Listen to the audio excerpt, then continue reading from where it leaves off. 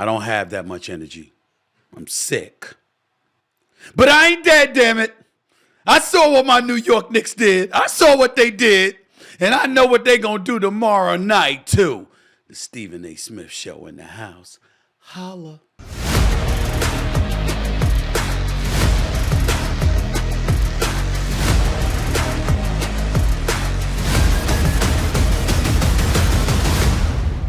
What's up, everybody? Welcome to the latest edition of the Stephen A. Smith Show, coming at you as I love to do at the very least 3 days a week over the digital airwaves of YouTube. Hope y'all all had a very prosperous and wonderful week, and hope your weekend was as good as mine.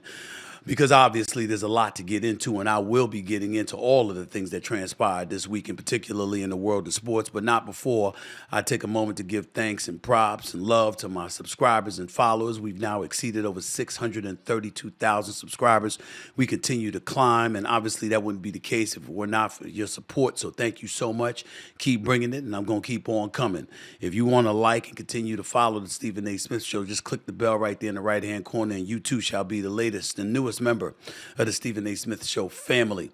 Also, make sure to pick up a copy of my New York Times best-selling book, Straight Shooter, a memoir of second chances and first takes. That is now in paperback. Just go to straightshooterbook.com. Once again, that's straightshooterbook.com to get yourself a copy. It is now in paperback. Let me get right into the NBA games. And this is not going to be a long show because, again, I'm feeling under the weather. I was feeling great. Then I woke up and I had a scratchy throat and stuffy nose and all this other stuff. Was feeling a little better. Did First Take on ESPN this morning. And then after that was feeling a little worse. But there's no way that I was going to pass up doing my podcast today. I'm just not going to be too long with it because I'm not feeling great. But let me get right into it and let's get started with the NBA playoffs and specifically my New York Knicks. The Knicks took a commanding 3-1 lead against the Philadelphia 76ers yesterday, beating them 97-92 in Philly, no less. Jalen Brunson. Let me say that again. Jalen Brunson was absolutely sensational, dropping a playoff record 47 points for the New York Knicks franchise to go along with his 10 dimes. They now head back to Madison Square Garden tomorrow night for a potential closeout in Game 5 because obviously they're up 3-1 in the series right now. As an aside, Mr. Joel Embiid, who dropped 50 on the New York Knicks in Game 3, he managed just 1 point in the fourth quarter of Game 4. No field goal, shooting 0 for 5 from the field. Afterwards, of course, Embiid was a bit salty, but not because of just the results. It was because of the crowd in Philly, specifically the number of Knicks fans we all heard in the Wells Fargo Center. Just what Joel Embiid had to say. I love our fans. I'm not calling them out, but it is disappointing. You know, kind of pisses me off, especially because Philly is considered a sports town. So, you know, they've always shown up, and I don't think that should happen. It's not okay. Yeah, I get where he's coming from. Makes sense. I understand. Feel bad for him. My condolences. I'd like to say that because Philly's going home.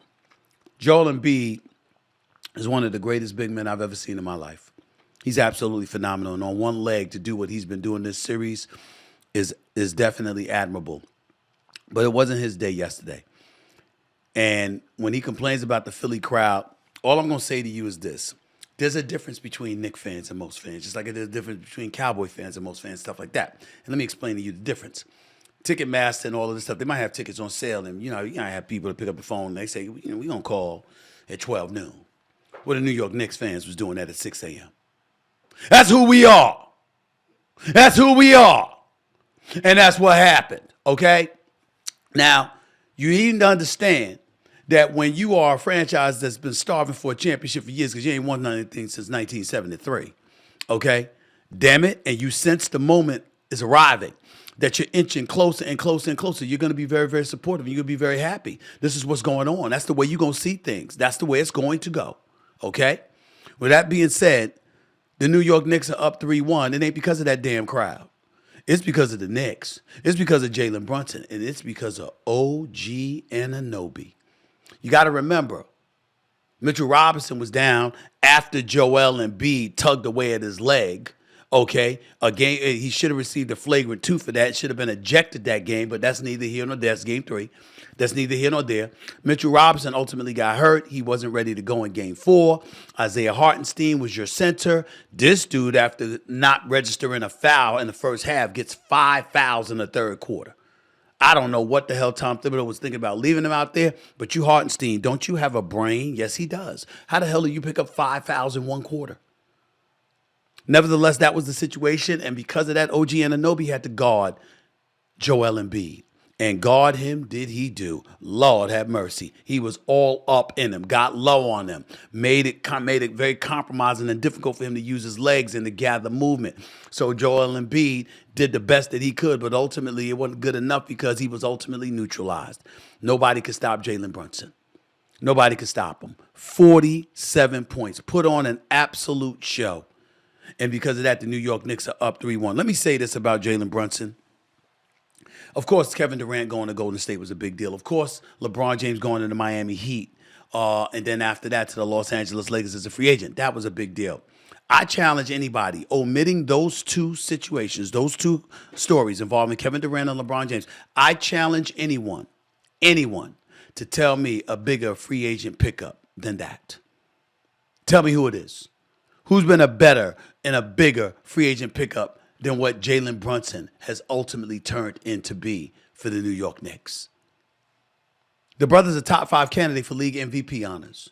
The New York Knicks are basically getting set for a date against the Indiana Pacers in the Eastern Conference semifinals, a series I believe they will win and ultimately advance to the conference finals, just like I told you. And if you watched me on NBA Countdown on ABC before the New York Knicks played, I told you Jalen Brunson was going to drop over 40 and that the New York Knicks was going to win. And they were going to go up 3-1, and they're going to come back to the Garden and close it out Tuesday night. And that's exactly what happened. Jalen Brunson is that special. He's that special. But I got to give love to Anunoby as well. The New York Knicks are 22-3 when they've had both Jalen Brunson and OG Anunoby in the lineup this season. That includes a 13-0 mark, undefeated at Madison Square Garden, where the New York Knicks will be tomorrow night for Game 5. So good luck to the Philadelphia 76ers to find a way of pulling that off. One of the other things that I'd be remiss in neglecting to give props to Joel Embiid is this. The Sixers have outscored the Knicks by 34 points in 160 minutes with Embiid on the court. With Embiid off the court, the Sixers have outscored the Knicks by 38 points. Think about that. That is a 72-point turnaround when Joel Embiid is on the court. So I can't ignore what this brother means to the game, what he means to the Philadelphia 76ers. I understand him being upset, about Philly fans not really representing because the New York took over. But I don't think it's that Philly fans didn't represent. I think that, you Ticketmaster and others, you don't know who you're selling the tickets to. Somebody jumps in, they try to buy it. And that's what it is. New York Knicks just beat them to it. That's all. Let me transition to the West for a second here because with the T-Wolves win, ladies and gentlemen, the dawn of a new day is arriving, if it not has already arrived. That's why I said let's head out west. We're witnessing a changing of the guard in the NBA. T-Wolves forward Anthony Edwards. Heard about that, brother? Really an off guard. He dropped 40 last night, 31 in the second half. En route to a sweep of Kevin Durant and the Phoenix Suns. A sweep. I'll get to Durant, the Suns, and that big 3 in a minute, but I want to reflect on the greatness of Anthony Edwards. Teammate and fellow All-Star Karl Anthony Towns even said last night, quote, "The future's so bright for him, I got to put my sunglasses on." End quote. That's what he said. Anthony Edwards is my favorite player in the NBA. Anthony Edwards. When I think about Anthony Edwards, in this moment in time, ladies and gentlemen, I think about MJ, Kobe, Anthony Edwards. It was supposed to be Vince Carter. It was supposed to be the greatest in-game dunker we've seen. But there's something to be said about wanting it. There's something to be said about wanting it. And this is what I'm trying to get at with y'all. I keep trying to break this down. I don't know how many times. You can have all the skills in the world. You can even put in the hard work. You can be focused, but you got to want it. You got to want it. You take it on everyone. Not only was Anthony Edwards scoring, Anthony Edwards was willing to guard whoever was the hot hand. If it was Kevin Durant, all right, I got him. If it was Bradley Beal, all right, I got him. If it was Devin Booker, all right, I got him. This is what Anthony Edwards was doing, the Ant-Man himself. Absolutely, positively spectacular. Wants all the smoke. Ain't running from shit. This brother is something special. It's something special. I'm telling you what I know. I've been covering the game a long time.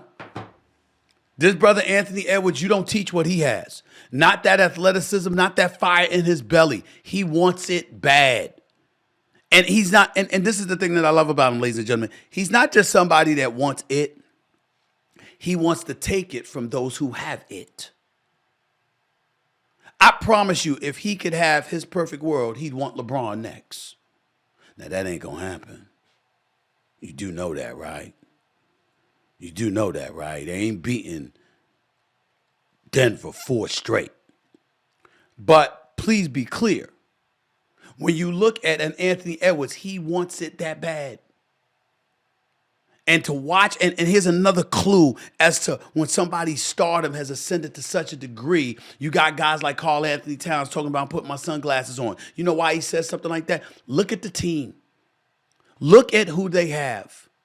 I don't care if it's Mike Conley Jr. I don't care if it's Rudy Gobert. I don't care if it's Karl Anthony Towns. I don't care if it's Nas Reed. I don't care if it's Alexander Walker. I don't care who it is. They all, I say this respectfully, not literally, they all bow down to Anthony Edwards. It's his team.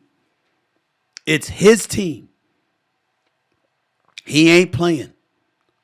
And what he did in game 1 against Kevin Durant when he dropped 18 points in the third quarter, what he did in game 2 when his defense stole the day, what he did in pulling out game 3, and then to go there and to notice and to know that they're trying to avoid a sweep, they're trying to avoid that ultimate embarrassment, and then to go out on that basketball court and after 9 points in the first half, takes over in the second half with 31 points to close the Phoenix Suns out. A Phoenix Suns team led by Kevin Durant and Devin Booker and Bradley Beal. What can you say?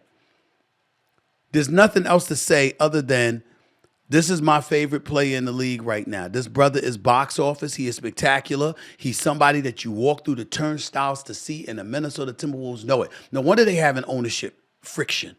You know why you know what that's about, right? It's got Mark Lowry and Alex Rodriguez and, with the owner Glenn Taylor. Let me tell you what it's about, in my humble opinion. Glenn Taylor agreed after they endured COVID and the franchise was valued at $1.5 billion. Right? I'm sorry. More like close to $2 billion. Glenn Taylor agreed, I'm going to sell it to Alex Rodriguez. 60% of it's Alex Rodriguez and Mark Lowry. I'm going to sell it for $1.5 billion. And then he said, oh, shit, we worth double that now. And on top of it all, I'm in my 80s, and I've been on this team all of these decades. Why the hell am I going to hand it over to the new ownership so they could be the ones celebrating if these brothers run the table and they end up getting to the finals, or dare I say winning it all? Why the hell would I do that? What I really, really need to do is I need to make sure that I'm still around, that I'm still relevant, that I'm going to still be a part of this action. I want my name mentioned. I want to be the one to host the Larry O'Brien Trophy. I want to be the one to do all of that. That's what he said. That's what this is about. That's what this is about. And here's how my logic comes to this conclusion. Alex Rodriguez and Mark Lowry were obligated to pay 3 payments. Franchise value, that was correct initially, at $1.5 billion. To get 60%, they were going to have to pay $900 million. They already gave up 2 payments of $600 million. What the hell you think they're doing? Walking away with the $600 million? Saying go ahead and keep it, or it will be a silent partner? That ain't what they signed up for. They want that. Glenn Taylor tried to throw a monkey wrench because he sees what we're all seeing now, that Minnesota got a chance. Minnesota got a chance. I wish I could tell you that about the Phoenix Suns with Kevin Durant, but that's not going to happen. That's not going to happen. My man Kendrick Perkins on ESPN called it an embarrassment. Said it's the biggest collapse in NBA history. I don't know if I'm going to get that hyperbolic, but I'm going to tell you this. We have no choice but to look at Kevin Durant differently, along with Devin Booker and Bradley Beal. Okay? Because we got to look at this for what it's worth. The Miami Heat may have created the super team model with LeBron James, D. Wade, and Chris Bosh, but the Phoenix Suns may have killed it with the three names that I mentioned. The Suns began the season with championship aspirations led by their ultra-talented big three. We all know that, but the team could never stay healthy, find a rhythm, and ultimately ended the season yesterday when they were embarrassed via a sweep at the hands of a young Minnesota Timberwolves squad led by a 22-year-old that seems to have a fire in his belly that we've been looking for from those other dudes that we mentioned in Phoenix. Let's count the ways. Bradley Beal is getting paid $50 million next year. Kevin Durant is getting paid $50 million next year. Devin Booker is getting paid $49 million next year. The Phoenix Suns are committing to $150 million with these three. Okay? And the team ain't good enough. They ain't good enough. Now, why was that? Yes, you didn't have a point guard. You let go of CP3 and Devin Booker's no point guard. Yes, you didn't have a rim protector because DeAndre Ayton, you let go of him and sent him to Portland. And ultimately, you got Nurkic here, who's a bit undersized compared to DeAndre Ayton, and certainly no rim protector. All of that's fine, good, and dandy. That ain't the problem. Let me tell you what the problem is. The big three wasn't a big three. Bradley Beal, you come from Washington. You would think that with how many years you've been starving for relevancy as a player, that once you had the opportunity, we would see that brother putting on the show, scoring. Now, I know you missed a lot of games, and I know the three of y'all were on the court together, okay? Only like 41 games. I believe your record at the time was like 26-15. Were you on the court together when you were in the series? And the Phoenix Suns got their ass kicked. Now, in the case of Devin Booker, somebody that I, in the past, have called Kobe-esque, well, part of Kobe is that Anthony Davis factor, where I'm here, and it's my turn, and I'm taking the hell over. I'm going to bust your ass. That's what Anthony Edwards did. That's what Anthony Edwards did. Devin Booker scored points when you were at home. You did the same thing against Denver last year. Y'all got smoked the first two games, and then you went home and you played lights out against Denver those two games. The difference is you tied up that series and then ultimately lost the 6 to Denver, whereas in this series you couldn't even win the game. But the pattern is similar. On the road, not much. At home, in front of your home crowd, you go ballistic offensively, but it doesn't end up being good enough in the grand scheme of things. Couple of years ago, you get blown out in the Game 7 against Luka Doncic and the Dallas Mavericks. Yesterday, you got swept. And so I don't think his reputation is looking that good right now. I don't think Bradley Beal's reputation is looking that good right now. But I also got to look at Kevin Durant. Kevin Durant is a two-time champion. He is a two-time champion and a two-time NBA Finals MVP. We already know that he's one of the greatest players in NBA history. Nobody can deny that. And I'm not about to sit here and try. He's Kevin Durant. And I know that. But do you know that since Kevin Durant has departed from Steph Curry, he hasn't made it out of the second round? That means he hasn't been in a conference championship series nor an NBA Finals series. He's Kevin Durant. And it hasn't happened. Ultimately, when you look at Kevin Durant's resume, in this series, he averaged 26.8 points on 55% shooting, 42% from three-point range. He did his job. He did his job when it comes to playing. Grayson Allen, well, he injured his ankle, so he didn't play games 3 and 4. But ladies and gentlemen, in the first two games, he only had a total of 7 points on 1 of 5 shooting. Might as well have sit him. What difference does it make? He wasn't doing shit anyway. So now he's gone. Now you got a situation with Kevin Durant.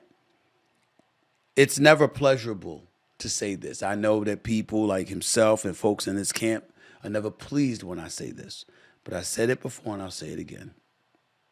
I told y'all that when he departed from Oklahoma City, okay, And then he ultimately departed from Golden State. When he decided to leave Steph Curry to go and join Kyrie Irving, I told y'all he would unless he won, he will forever be seen as the guy who left Steph Curry for Kyrie Irving.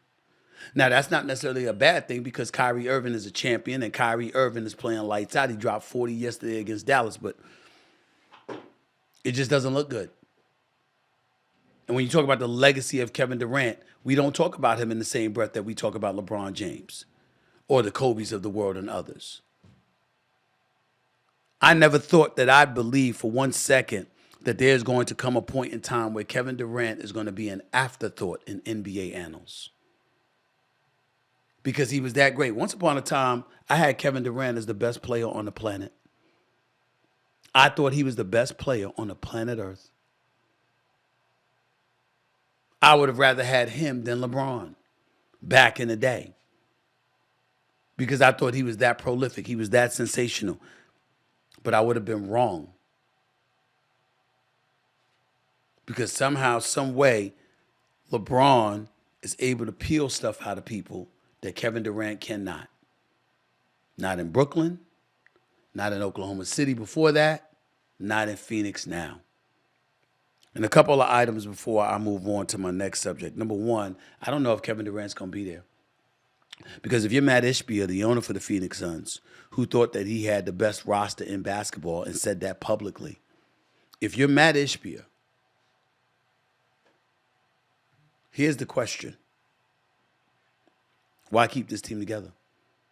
Why not use the assets that you have available to get picks? Oklahoma City's got a bunch of assets. Not that I think that Kevin Durant will want to go back there, but they got an abundance of assets. And you know who else does too? The New York Knicks. New York Knicks got 11 first-round picks over the next 7 years. If I could get my hands on Kevin Durant to be a New York Knick, that would be phenomenal. Him and Brunson has him to rely upon, it would be sensational. I just don't know if it'll happen. But Kevin Durant is being looked at differently today. He really, really is. And it ain't because of his basketball skills and his basketball numbers and his basketball prowess. It's because of self-inflicted wounds he's created with the decisions he made. He should have went to New York instead of Brooklyn. And if you're going to go to Golden State, stay in Golden State. Should have never left. But now here he is. So it is what it is. But I'm going to stay on Phoenix for a couple of reasons. Number one, I don't expect Frank Vogel, the head coach, to keep his job. I'm not saying he deserves to be fired. I'm saying it wouldn't shock me if he is. Because he never had the pulse of the team, and now you got swept in your first year on the job. I think he's going to be one and done in Phoenix as the head coach. Number two, I want to make sure I clarify something that I said about Devin Booker. Because in NBA circles, not Devin Booker's camp, no one close to him said this, and he certainly didn't say it. I didn't speak to him. But I heard that Devin Booker could potentially want out and want to be in a place like New York. And one of the things that I said he probably denied or whatever. That's not to mean that he's lying or anything like that. I am in no way implying that he wants to leave Phoenix. But if Phoenix is willing to move on from him, New York is a place he is willing to go. That's what I was trying to say when I spoke about that earlier this morning on television. Not that he's going to demand a trade or anything like that.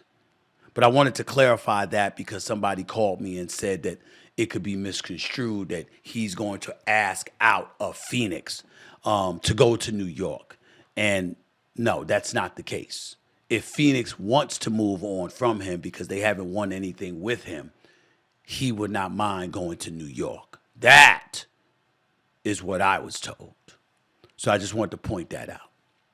Now let me move on to LeBron James and the Los Angeles Lakers. They managed to avoid a first-round sweep Saturday night against the defending champion Denver Nuggets. I'm proud of them. Props to LeBron and Anthony Davis mainly, who are back in Denver tonight for Game 5. I didn't expect that. I thought I had the broomsticks ready because I just looked at the Lakers and I said, how the hell are you going to come back from this team?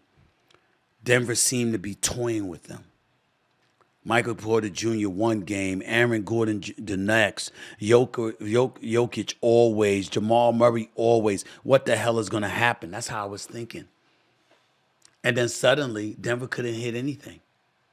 Meanwhile, D'Angelo Russell showed up. He was making some shots. LeBron and AD were doing their thing, making their shots. And as a result, the Los Angeles Lakers have avoided a sweep and beat the Denver Nuggets for the first time after losing 11 straight.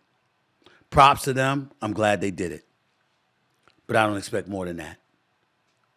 I don't expect more than that. A matter of fact, I'm so sure of it, I've even told my man Shannon Sharp that if LeBron James and the Los Angeles Lakers overcame a 3-0 deficit and became the first team in NBA history, and by the way, that record is 151-0, if I remember correctly, of people who had 0-3 deficits and couldn't come back. When you have a 3-0 deficit, you have a 3-0 lead, you usually don't lose that. You never lose that. But I'm going to tell you this. If LeBron were to come back from a 3-0 deficit and beat the reigning defending NBA champion Denver Nuggets, I'll be the first to look y'all dead in the face and say we can revisit the GOAT conversation, because that ain't happening. That ain't happening. Jokic and them ain't losing 4 straight. You crazy? That's not happening. I'll tell you that right now. I'd be shocked if LeBron and the Lakers won tonight. Just to be clear, I'd be shocked they won tonight. So I just wanted to throw that out there. All right. Before I go to break, I made some news over the weekend because I was doing an NBA countdown on ABC and ESPN. And one of the things that I said after watching the Los Angeles Clippers lose to the Dallas Mavericks Friday night, I said that Russell Westbrook was awful in terms of the way he acted. He nearly clotheslined one player flying in for a layup. He knocked Luka Doncic to the ground on a couple of occasions. One time when Luka Doncic was driving by him, he grabbed him and yanked at him. Who knows? He could have separated his shoulder. And Luka Doncic got in his face like, "What you doing?" He pushed Luka Doncic off. Then when he did that, he got pushed in the back by P.J. Washington. And then he turns around and the charge after P.J. Washington and pushes him in the chest. He's shrugging off officials. You can't act like that. Now, I've been one who has been complimentary about Russell Westbrook since he arrived with the Clippers. It was an awful experience with the Los Angeles Lakers. There's no doubt about that, but he was not awful with the Houston Rockets. He was not awful with the Oklahoma City Thunder. He was awful with the Los Angeles Lakers, but he has been the Energizer Bunny and everything that the Clippers need. No doubt about it. But Friday's Game 3, what's the belligerence all about? Where you coming from? Other than the fact that Luka and Dallas was whipping their ass. Now, when Russell Westbrook not clothesline because he did go for the ball, but he did knock the guy upside the head and acting like he didn't touch the guy. That's ridiculous. You hit his head, not the ball. But the point is, one could argue that wasn't intentional. But then when you want to be demonstrative about it, deny it, and then flex with everybody else, usually you're getting teed up for that. In some cases, that would have been a flagrant 2, if not a flagrant 1. It definitely was a flagrant 2 when you did that to Luka. It should have been. And when you're sitting up there and you're acting like that, to me, ladies and gentlemen, it wasn't enough for him to get ejected. He should have been suspended for the next game. I still stand by that. But once again, people take my words and they do what they want with it. I sat up there and said he deserved to be suspended. I still stand by that. I said I even called the league office to inquire about, why didn't you suspend him? I didn't call the league office to sit up there and say, suspend him now, get him suspended. No, once the decision came that he wasn't suspended, I'm like, wait a minute. You've been preaching about these rules and regulations, and if you did X, Y, and Z, you're going to get suspended. Could you explain to me why you didn't suspend him? I want the thinking behind that. You can call the league office and ask for yourself. So you have folks like Gilly from Wallow and Gilly's podcast, great podcast, by the way, speaking about it. He's sitting up there, why you calling the league office? Yo, dude, that's my job. You talk about it. I cover it. Whether it's the commissioner, it's the executive VP, it's the disciplinary czar, it's PR or whatever, people who cover the league speak to the NBA office every week about decisions they make. And I happen to have the kind of access that allowed me to pick up the phone and call and say, why was this not a suspension?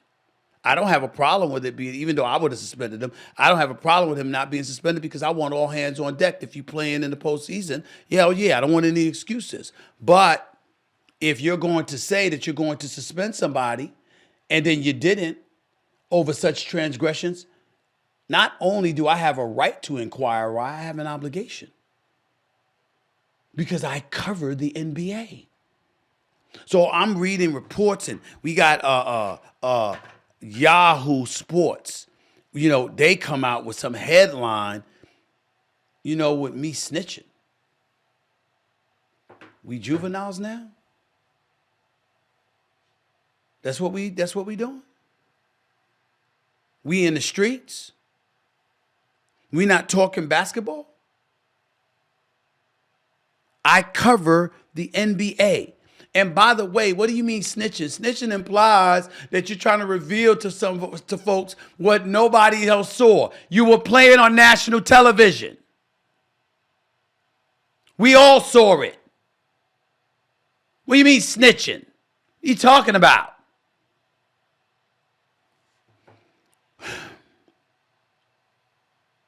I could go off, but it's not necessary. And I'm not talking about Gilly. I got love for him. He's a good brother. Do your thing, man. But you damn right I called to inquire. And I'll do it again and again and again if something else props up.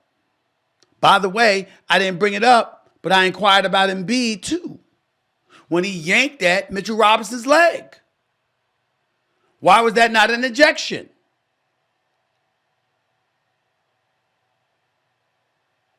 While I had him on the phone.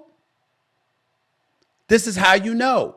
Y'all, a lot of people out there, I'm not my contemporaries. Obviously, I'm not talking about us who've been in the business as reporters for years. I've been a reporter for 30 years as covering the NBA. You think I just watch the game and talk? You think stuff just comes out of my mouth and I'm not watching and I'm not having sources feed me information? Nah, that's y'all who do podcasts. I'm a reporter. I've been a reporter. Yes, I'm a personality. Yes, I'm a commentator. Yes, I'm a pundit. But I cover the league. Just like when I was on a podcast, The Drink Champs, a few weeks ago. I said, y'all had conversations. Y'all were having conversations about Alex Rodriguez and the Minnesota Timberwolves ownership story. I was having a contract read to me on the phone. You talk about the league. I cover it. There's a difference. And with that comes an obligation to validate, to verify, and to comprehend exactly what went behind the decisions that were made. So when everybody's going off, no, do that with yourselves. Do that with your brethren who do what you do. Because even as I sit here doing some of what you do, there's an inherently different obligation that comes from me and comes attached with me because I cover the league. I don't just talk about it. That's how it goes. That's how it is. And that's how the hell it's going to stay. Yes, as a pundit and a commentator, I'm telling you, Russell Westbrook's ass should have been suspended because his behavior was uncalled for. What if he had separated Luka's shoulder? That is true. But that's not why I called the league office. Suspend him, you got to suspend him. No, I called. What was your reasoning, rationale behind a decision to not suspend him? And at that time, I was informed the officials gave the reports. And when they wrote the reports, they said that the situation was handled. He had coming to him. What came to him is exactly what should have come to him. He was teed up twice. He was also given flagrant 2. He was ejected from the game. We had this matter under control, and there was no further incident. So since that was the case, that's why we didn't suspend him. Perfect explanation. Thank you. That's what I needed to understand. Because I cover the league, not just watch. There's a difference. Pay attention, people. Pay attention. Coming up next, there's news on the Jake Paul-Mike Tyson fight. I'll get into that. Plus, a former Dallas Cowboy spins the block. But will it make a difference? Also, did y'all hear what Usher's son did with his phone? Wait until you do. All that and more right here, next on the Stephen A. Smith Show. Don't go away.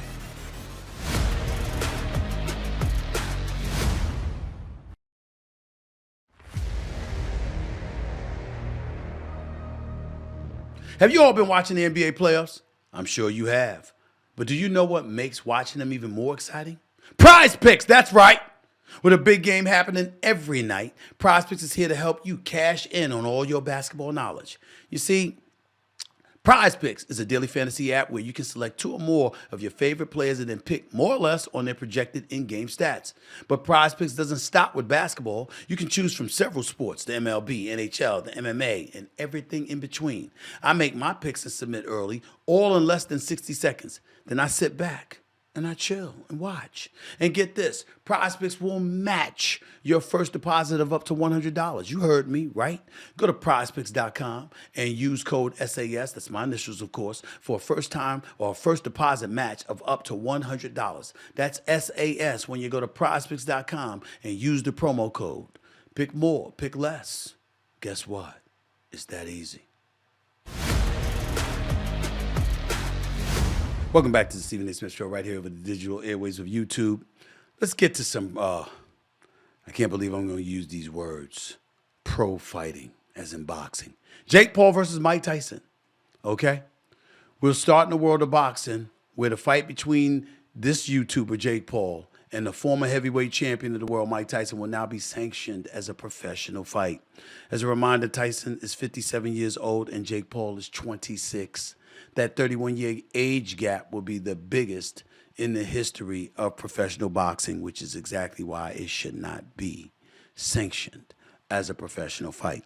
If Mike Tyson, despite his age, had been fighting for years, okay, that would be different. But that is not the case. Mike Tyson has been retired for years. The only thing we've seen Mike Tyson in the last 20 years, we've seen an exhibition against Roy Jones Jr. And 30 years older than Jake Paul, who's basically, he's fought a couple of boxers, including Tommy Fury, Tyson Fury's little brother. Outside of that, he knocked out a couple of UFC fighters, Tyron Woodley, all right, and of course, Ben Askren. That's true. And we know what he did to former basketball player Nate Robinson. I'm just saying, how can you sanction this as a pro fight? Now, a lot of people out there think, you know what, Mike Tyson is going to kill him. Mike Tyson, Jake Paul don't know what he's getting himself into. Yeah, that's possible. Jake Paul is a big boy. He's got power. That is true. But 57 years old is 57 years old. A 31-year age gap is a 31-year age gap. You haven't been fighting. That matters as well. And oh, by the way, conditioning is an issue too. Because Tyson is fine when Tyson is preying upon you. We've seen a different Mike Tyson when he's been preyed upon. We've seen him when he's been out of shape. We've seen him when he hasn't been pristine. This is not the young Mike Tyson. We see these videos all the time. We know how ferocious and vicious and spectacular he was. But that was a long time ago. And I really, really sincerely hope that Mike Tyson doesn't get himself hurt in this fight. That's just me. That's just my wish. I want to see Jake Paul at some point in time, like Oscar De La Hoya said, if you want to be considered a real fighter, a real boxer, get in there with some real boxers. It would be nice to see. Anyway, moving on to the next subject. The Dallas Cowboys made a free agent signing today. The team reached an agreement on a one-year deal with former running back Ezekiel Elliott. If you're a Cowboy fan, maybe you should be happy. Maybe you shouldn't. I don't know. I mean, what do you want me to do? I mean, I'm happy he's back in Dallas because I know that's where he wanted to be. He didn't want to be in New England. He never wanted to leave Dallas. He never wanted to stop playing for America's team. I get all of that. But in the 7 years that Ezekiel Elliott was there, he didn't win no damn Super Bowl with the Dallas Cowboys. He didn't get to a Super Bowl. He didn't get to an NFC Championship game. So why the hell would I be concerned about what he's going to do now? I mean, you had somebody named Rico Dowdle that was going to be your running back if it wasn't for Ezekiel Elliott. Okay. But Ezekiel Elliott, I don't anticipate he'll make much of a difference. I just don't.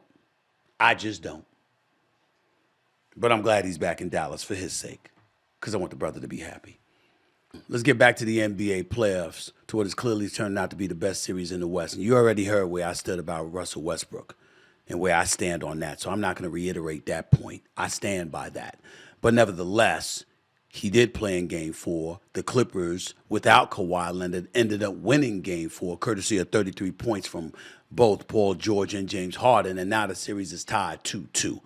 Luka, after the game, even though he had a triple-double but struggled shooting from deep, said he needed to help out Kyrie Irving more. Kyrie Irving poured in 40. He was absolutely spectacular, but Luka still absorbed the blame because he's like, I need to do more to help him. I need to do more. And perhaps that's true, but that ain't the story today. The story today is James Harden. James Harden showed up and showed out. And because he showed up and showed out the way that he did, this is why you got him on this team. This is why. Because you expected Kawhi Leonard to be hurt because that's what he does. He's always hurt. And that's why I didn't want to see no damn photo of him holding a Team USA jersey. He better not play in them damn Olympics. You can't be ready to play in the postseason. He's missed 30% of the postseason games for the Los Angeles Clippers since he's arrived. He's missed more than 40% of his regular season games. I don't want to see Kawhi Leonard in a Team USA uniform because you ain't healthy enough to play for the team that pays you a check. So I ain't trying to hear that. But James Harden, if he plays like that, ladies and gentlemen, Paul George, Podcast P, Paul George, that brother, and the show that he put on in the first half yesterday, that Paul George shows up with James Harden. I got news for you. Clippers got a chance. Clippers got a chance. But it's going to take that. It's going to take James Harden playing the way that he played for the rest of this series and throughout the rest of the playoffs for the Clippers to stand a chance. There's no other way around it. So props to James Harden. Coming up, one of the WNBA's most decorated players says goodbye to the game, and the son of a pop music star makes a bold move. All that and more next, right here on the Stephen A. Smith Show. Don't go away. Welcome back to the Stephen A. Smith Show, right here over the digital airwaves of YouTube. I want to take some time, just a couple of moments, to give props to one of the greatest female basketball players we've ever seen, the one and only Candace Parker.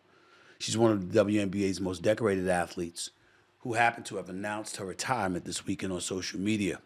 Parker won 2 NCAA titles at Tennessee before being selected number 1 in the 2008 WNBA draft. She won championships with the Los Angeles Sparks, the Chicago Sky, and the Las Vegas Aces, becoming the first player in league history to clinch titles with 3 different franchises. She's also a 2-time league MVP, a 10-time All-WNBA selection, and a 2-time Olympic gold medalist. Here's part of what she had to say yesterday on social media. Quote, "I promised I'd never cheat the game and that I'd leave it in a better place than I came into it. The competitor in me always wants one more, but it's time. My heart and body knew, but I needed to give my mind time to accept it." Obviously eloquent, the way that she put it. She's absolutely right. I had the pleasure of moderating a panel with her and Los Angeles Rams, NFL Los Angeles Rams coach Sean McVay on the panel. I've known Candace for a few years now. She's just wonderful. She does a great job on television. She's going to have a future in this business.